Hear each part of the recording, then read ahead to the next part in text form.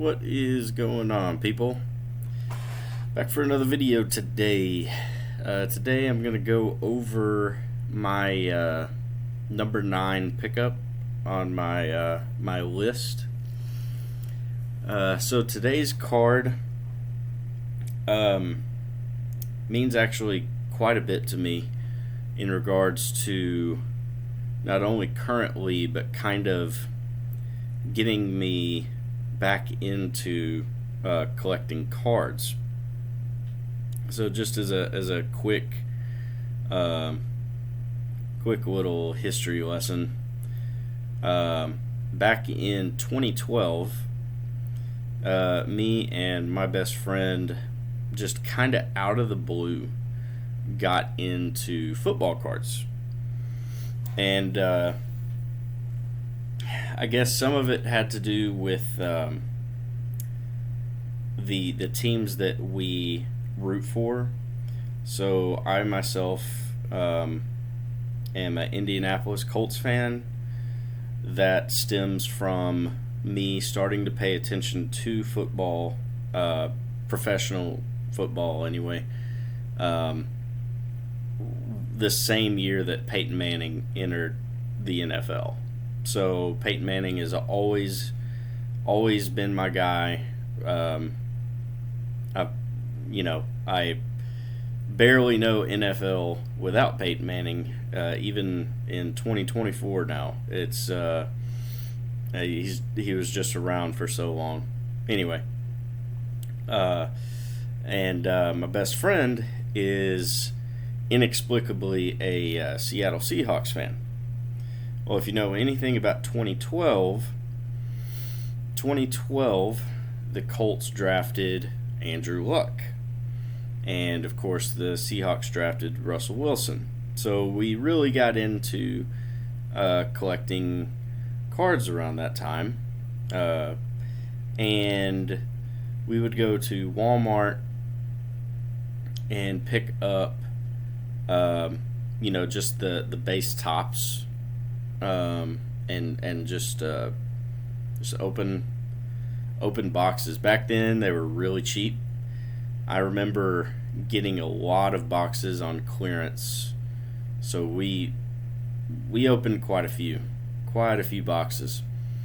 And one of the top chase cards in that set is the card I'm about to show to you. And I'll show it right now, and then I'll kind of go into more about it. So this right here is the 2012 Andrew Luck with Rabbit Foot in a PSA 10. So if you don't know about this card is it's a SSP, super short print. There was another short print, but this one had less of a print run. So there's kind of a couple of things about this card. So if you see right here, there is the rabbit's foot. I'm not sure how well this camera is going to pick this up. So right there is the rabbit's foot, and then also in his name,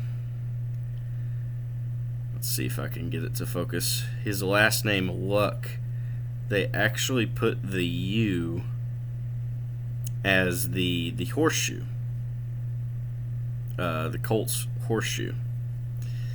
So this card, back when that set first came out, this was the absolute top, especially non-autograph card that you could have gotten. Number 1 draft pick, one of the most highly thought of prospect.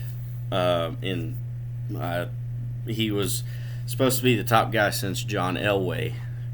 So this card, if I'm remembering correctly, this was solely based off of memory. This card raw back in the day used to go for about $300. And of course, card prices back then were not as high as they are nowadays. Nowadays, you open a product and it's not out of the ordinary to have $1,000 cards raw. This was a huge chase card back in the day, and I remember me and my friend, we actually pulled one of these way back then, and we ended up selling it. And recently, especially when I was putting together my list of top cards that I wanted in my collection someday, this card just kept coming to mind because it really takes me back to 2012. Opening product with my friend, and it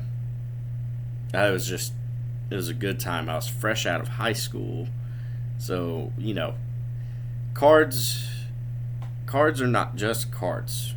You know what I mean? You really want to get cards that, one, mean something to you and hold memories. Takes your brain back to a time when you had fond memories of something. So this card does that for me. So again, this is number 9 on my list.